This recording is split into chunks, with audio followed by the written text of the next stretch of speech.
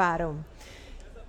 Bom, agora nós temos uma palestra muito interessante que se chama A Experiência Norte-Americana com os Jogos Online. Então, eu gostaria de convidar ao palco o senhor Stephen Crystal, Founder and CEO of SCCG Management. Por gentileza, senhor Stephen, welcome to the stage. Hi.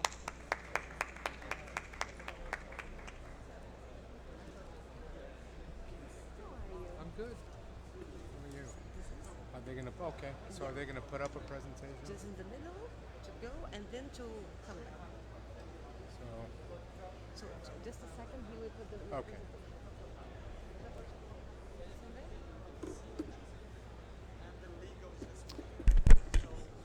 Hello. Okay.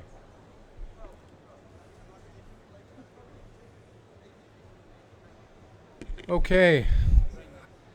I'm in South America to talk about North America.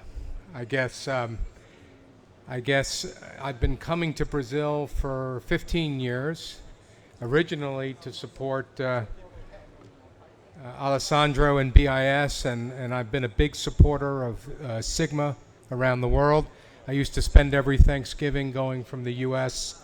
to Malta because I was always interested, as someone involved in the casino industry in America, what the future of iGaming was going to look like when we finally got to it, which we did in 2018. Prior to that, America, up to 2006, looked a lot like Brazil looks now. We had conferences that filled up rooms where people were working in an unregulated market. In 2006, in America, they said no more. We're going to wait to do this in a regulated fashion, and that may happen here. So I thought maybe I would talk a little bit about the experience in North America, focused on the USA, but also Canada and Mexico, because maybe that gives us a window into what will happen potentially in Brazil. The other thing I would say is I've always looked to Brazil as a leader in South America, as a place of innovation, and I think it is just as interesting to talk about the innovation that will occur in Brazil that will be exported around the world into an iGaming marketplace that's highly developed in almost every continent. So to me, the story of Brazil is not only its leadership role in South America and the progression it's making towards being a regulated market, but it's also about the fact that a lot of exciting innovation occurs here. And so I always keep an eye on what's happening here so that I can stay on top of what the best practices are for our industry. If we look at where we are now in USA, in 2018, the Supreme Court there said that we're no longer going to give a monopoly to Nevada, where I'm from, Las Vegas. We're not going to give a monopoly to them to do sports betting. Any state that wants to come forward and legalize sports betting can have sports betting. And from 2018 to now, we have over 30 states. Just recently, 2 more states joined. 30 states, more than half of the U.S., has approved some form of retail or online sports betting. And I think in the total handle for the last quarter was 31 billion U.S.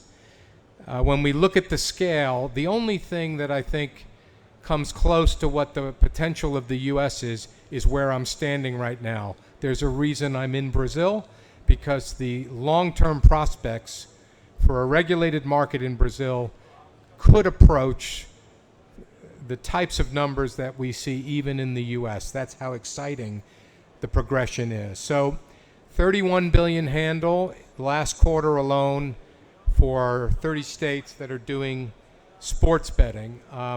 When I started, I had one major partnership with a company called Betfred. We'll talk a little bit more about them. Betfred is one of the largest privately owned sportsbook companies in the world, operating over 1,500 retail sportsbooks and mobile operations on 3 continents. And Betfred was an unknown brand in the U.S. They came in with a budget to spend a couple of $100 million in order to get into business in as many states as they could get into business. At that time, there were over 150 companies trying to get into the U.S. And if we fast forward 5 years later, we probably have less than 30 companies that are participating in retail and online sportsbook. I'm happy that Betfred is still one of them because that's where my investment was made as a partner.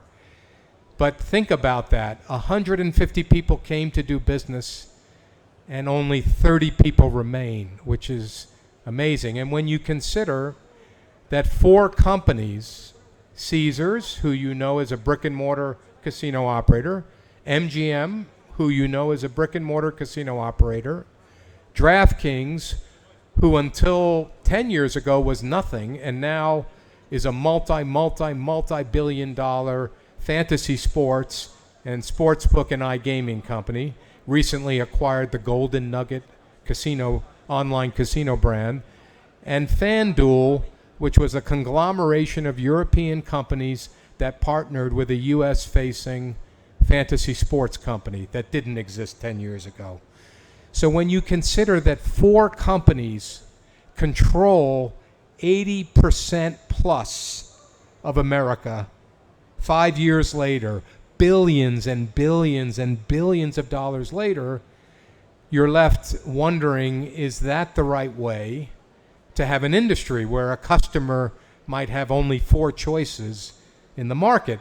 And that sounds, when you consider this room filled with thousands of people participating in online gaming in Brazil, you wonder, does it make sense for a country as big as the U.S., as rich as the U.S., to have such a limited universe? I will say this, if you take a company like Betfred in the U.S., right now they're sitting at 1% of the market in the 11 or 12 states that they're live in. If they get to 2%, they're worth $1 billion. If they get to 3%, they're worth $5 billion. If they get to 4%, they're worth $10 billion. So the risks are high, but the rewards are big if you can break through in a marketplace. Now, if we switch over, I will say one thing about iGaming. Unfortunately, online casino, live casino, is only legal in 4 states in the U.S. So unlike sports, we haven't seen the same traction. And the main reason for that is twofold. Concern by brick and mortar casinos that online gaming affects brick and mortar casinos, and U.S. is very much a brick and mortar casino culture. Whereas in some markets, like Africa, as an example, or much of Latin America, the focus is online. Not so in America. So the brick and mortar casinos have a concern about online gaming. The reality is in New Jersey and Pennsylvania, which have lots of casinos, okay, 2 of the states that are legal, Michigan, lots of casinos, West Virginia, many casinos. Those states have seen both a growth year over year in the online gaming and a growth year over year in the brick and mortar. Now, is that proof that a vibrant online gaming does not affect brick and mortar? I think it's the beginning of proof that one does not cannibalize the other. There are, to some extent, different types of customers. And obviously, during COVID, there was a great incentive to have online gaming because people couldn't physically go to brick and mortar casinos. So in the iGaming grossed $1.48 billion in Q1 of 2023 with 4 states. I think you can expect that when all is said and done, you're going to have about $100 billion marketplace for online casino. And when you consider that if you add all the lottery business in America and all the brick and mortar casinos, that equals 100 billion. So basically, in the next 3 to 5 years, as more states add online gaming, we're going to double the size of the gambling industry in America, which is an amazing statistic. So I guess this is to say that we're still in the infancy. We're still in the first inning, to use a baseball analogy, or the first quarter, maybe the first 10 minutes of the first quarter if we're using basketball. I guess I should probably use soccer, but already I'm calling it the wrong thing, so I apologize. But anyway, the point is we're at the beginning, and even though 150 companies started and now there are less than 30, you can be assured that as more online gaming comes, and we're talking about chasing $100 billion, more companies will come back. So this will be a wave. And the reason I'm mentioning this is because, is this the way that Brazil will go? If I know you've been talking about regulation for, it seems like, a decade. Are we going to be talking about it in another decade? Maybe. But the point is, if you can fill up a room like this with thousands of people doing business, then it's working now. Lots of people are competing for customers and making money. So do you want the U.S. experience where it feels like there'll be fewer players or fewer brands?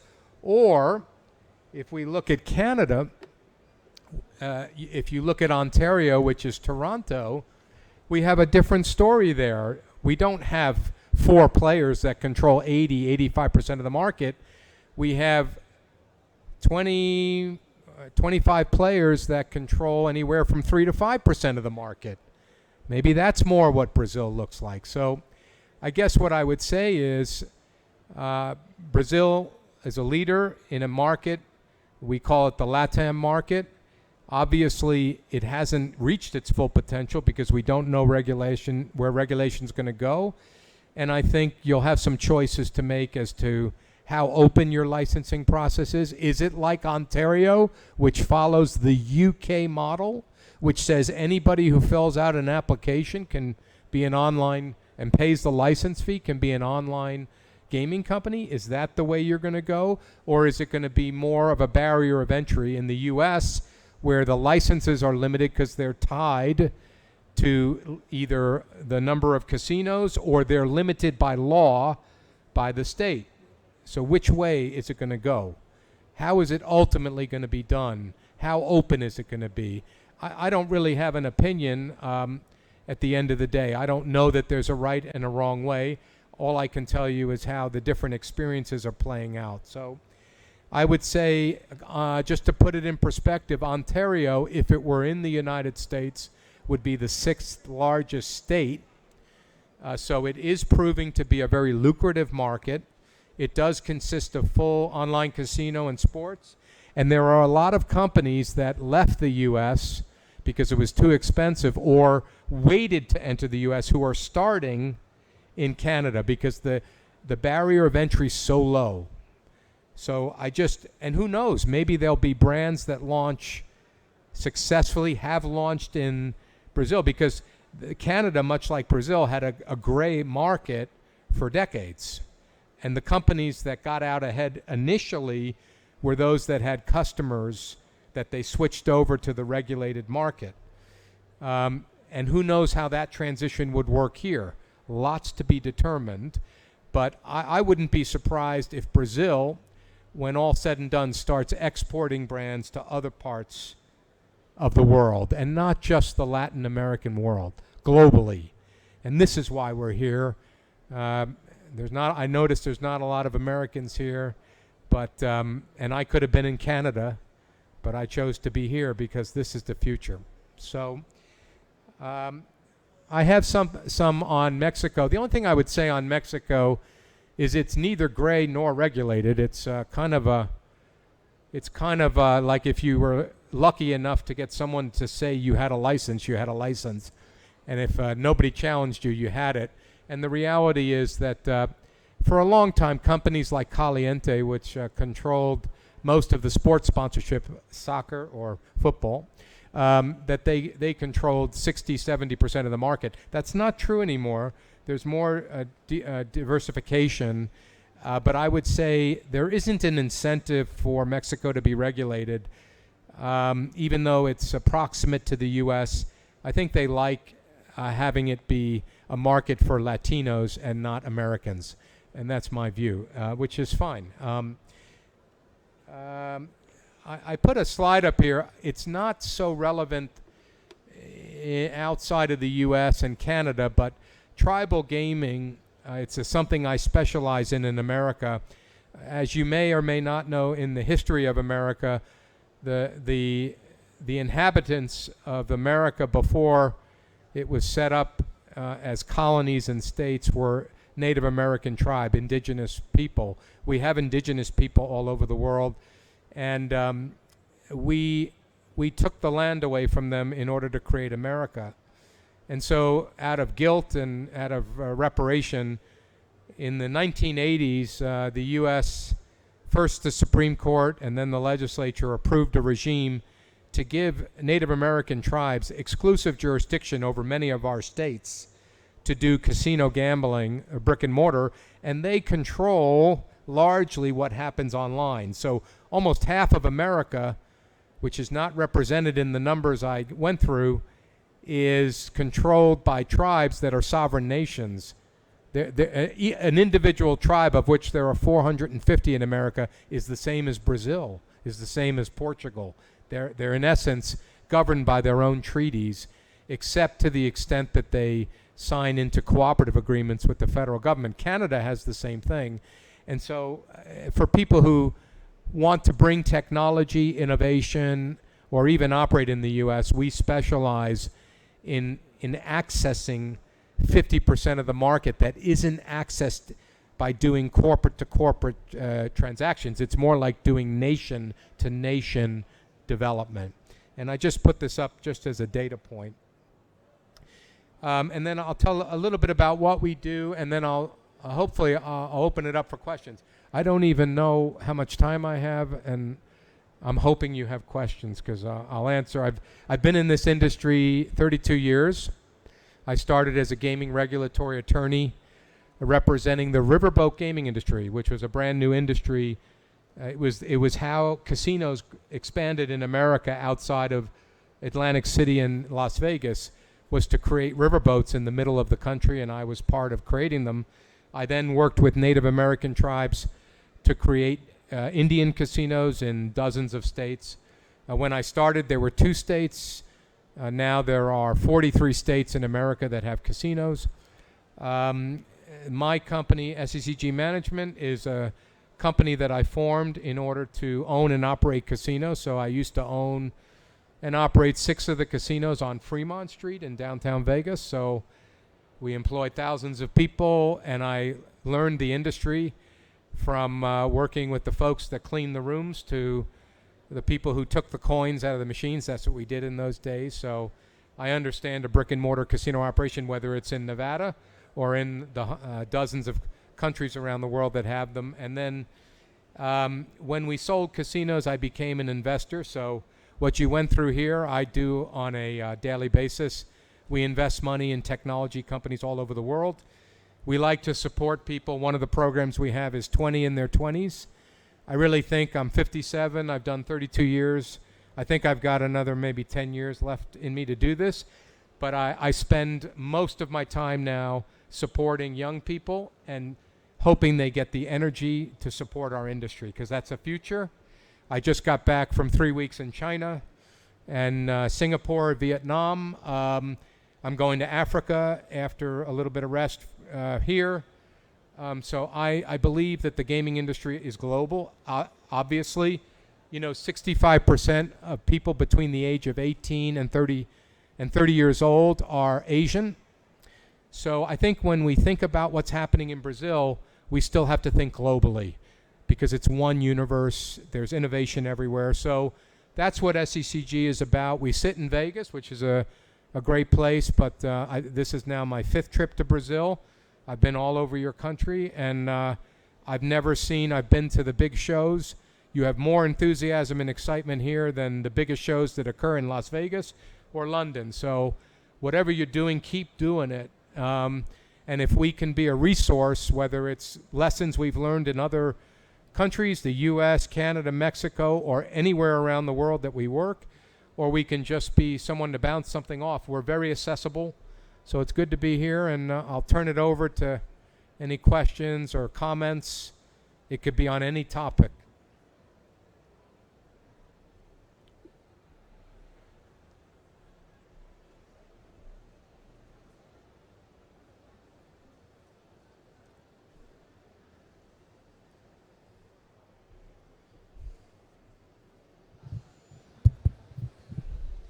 Hi, Stephen. Thank you for your presentation. You talked about Betfred, for example, and it's one of the companies that are not working in Brazil yet. And do you think that maybe the new regulation in Brazil can encourage companies to come to Brazil and invest in this segment here in our country? I think that's an excellent question. Let's look at a company like Betfred. They've been licensed in the UK for 50 years. They're known for sports, which is a passion and love in Brazil. The owner of Betfred had a chance to buy Manchester United, and his biggest regret, and I know I'm not mentioning any of the Brazilian teams, but his biggest regret was not, in fact, purchasing Man U. But I'll tell you, they went to the U.S. because they were looking at the regulatory regime in UK, and they had become antagonistic to the industry. So the regulators were making the people paying their wages and giving them tax revenue the enemy. And Betfred said there's got to be a better way. And I remember getting Betfred licensed in Nevada, the hardest jurisdiction in America, and they said, we've never met such a great company. And it took them coming to America to be praised for all they contributed to the industry. And they thought, well, why do we get criticized in the UK, but we get praised in America? And then after that, they purchased the largest bookmaker in South Africa. So the answer to your question is, I think when it gets regulated, yes, companies like Betfred will come in, and then the politics will have to determine whether that's desirable for the people in Brazil. Because when bigger people come in, they bring bigger investment, but they also can stifle contribution. This is what's happened in America. The deepest pockets have won the day, less competition. So I guess what I would say is the more regulation, the more you bring in tier one operators. You have some of them operating here now, Bet365 and Betson, who I've worked with. So you have some tier one operators. But to be honest, Betson and 365, for example, are not as prominent in America because there's a limitation to what they can do when they're in unregulated markets. So what I would say is, I think in general, regulation is best. I mean, look at what Peru did, which is really the closest neighbor who's most recently gone through regulation. It ends up creating an even playing field. It ends up creating, hopefully, the right types of standards, responsible gaming, things that are good for society. So I don't think regulation's bad, but to answer your question, the Betfreds of the world would be way more interested and couldn't ignore Brazil if it's a fully regulated market.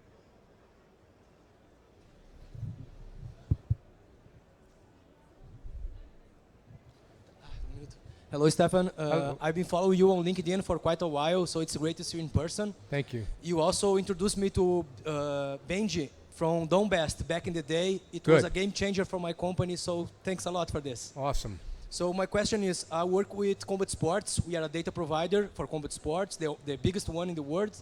And we'll be launching live odds in the end of this year. So MMA and even boxing is still considered a niche market for gaming companies. So is there any tip for gaming companies to take a bigger look on?